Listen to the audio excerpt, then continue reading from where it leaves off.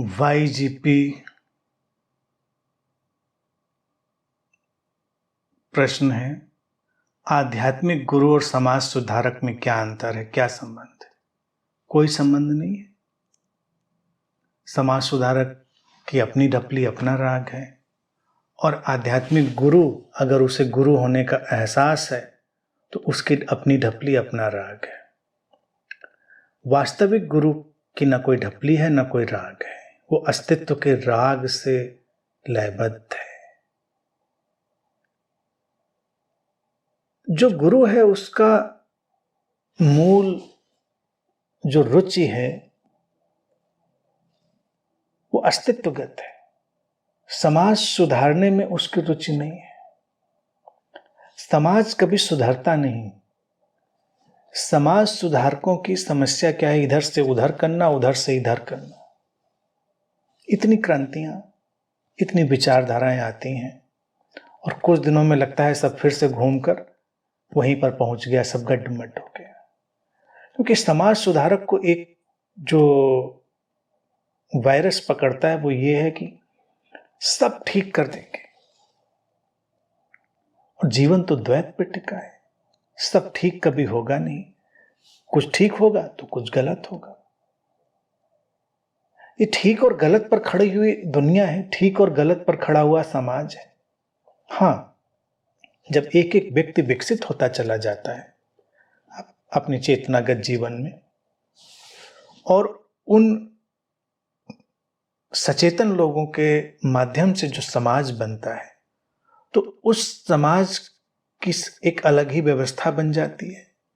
उस समाज में भी द्वैत रहेगा, लेकिन तब वो और सूक्ष्म होता चला जाएगा। जिन समाजों में टकराव बहुत ज्यादा है वहां पर ग्रॉस कन्फ्रंटेशन है उस डुअलिटी का।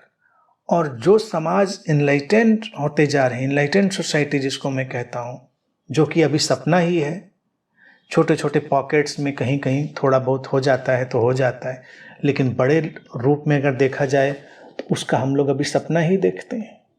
तो वो होगा तब भी ये नहीं सोचना है कि वहां पर कोई द्वैत नहीं होगा, वहां होगा लेकिन सूक्ष्म होगा। उसके बिना तो ये जीवन चलना ही नहीं। जीवन के चलने के लिए वो आवश्यक है। गुरुओं को समाज सुधारक बनने का इन्फेक्शन जरूर पकड़ जाता है, क्योंकि कई बार गुरुओं से जब कोई पूछता है करते क्या हो, आपने समाज के लिए क्या किया है, तो परेशानी में पड़ जाता है। सोचता है अच्छा समाज के लिए मैंने क्या किया है।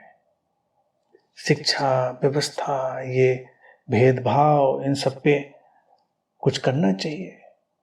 कुछ स्कूल खोलें, कुछ सोशल वर्क चलाएं, कुछ ऐसे मिशन लॉन्च करें। गुरुओं के ऊपर दबाव आता है, फिर पकड़ लेते हैं, चलते हैं कि अब हम इस पर काम करेंगे, समाज की उस कुरीति पर काम करेंगे, इस पर काम करेंगे।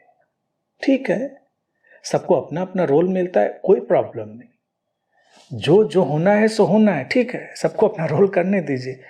लेकिन जो वास्तविक गुरु है वो इस सब में नहीं पड़ता, क्योंकि वो जानता है कि ये जो सामाजिक अभिव्यक्तियां हैं ये उस मूल चेतना से आई हुई अभिव्यक्तियां ही हैं।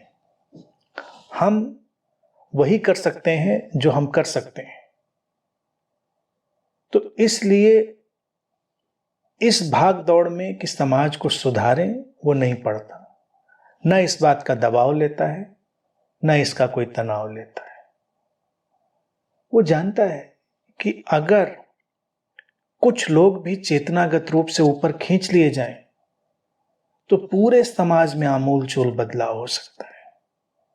जैसे उदाहरण के लिए, बिल्कुल भौतिक उदाहरण से ही समझिए, हम देखें कि समाज में गरीबी है,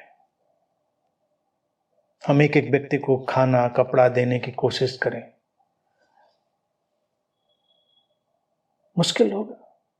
अच्छा लगता है, ठीक भी है, जो दे सकते हैं वो देते हैं, लेकिन हम ऐसे लोग पैदा करें जो व्यवसाय पैदा कर सकते हैं, धन पैदा कर सकते हैं, तो वो उन सारे लोगों को एडॉप्ट करेंगे। एक व्यवसाय पैदा होगा, रोजगार पैदा होगा, लोगों की गरीबी जाएगी, तो वो एक व्यापक दूरगामी समाधान होगा। जिन समाजों में ऐसे लोग पैदा होते हैं, और ऐसे लोग ये नहीं कि मास लेवल पे होते हैं, वो चंद होते हैं, चंद उद्यमी लोग, इंटेलिजेंट टैलेंटेड लोग समाज की आर्थिक रूपरेखा भी बदलने में सक्षम हो जाते हैं। इसी तरह से अगर समाज में कुछ लोग, उनकी संख्या बढ़े, वो मानसिक भावनात्मक चेतनागत रूप से ऊपर खींच लिए जाएं, तो तमाम कुरीतियां, तमाम बुराइयां बस ऐसे ही एवेपरेट हो जाती हैं, जैसे सूरज उगता आसमान में, अचानक जिसको जीवन मिलना है जीवन मिल जाता है, जिसको पोषण मिलना पोषण मिल जाता है, जिसको सूखना है सूख जाता है। धूप निकलती, तुमने अपने कपड़े डाले, कपड़े भी सूख गए। सूरज समाज सेवा करने नहीं आया था कि अब भाई साहब ने, माता जी ने कपड़े धुले थे तो उनको सुखा देते हैं, गीले रह जाएंगे तो मुश्किल होगी, तो वो समाज सेवा पे निकला है। वो किसी सेवा पे नहीं निकला, वो तो अपनी तरह से है, उसकी उपस्थिति में बहुत कुछ होगा। ऐसे चेतनागत रूप से विकसित लोग जो सूरज की तरह से आलोकित हो सके, अगर समाज में बढ़ें तो समाज ऊपर खींचा जाएगा। उसमें जो जीवंत और प्राणवान होने लायक है वो जीवंत और प्राणवान होगा, और जो नष्ट होने जैसा है वो नष्ट होगा। ये प्रक्रिया है।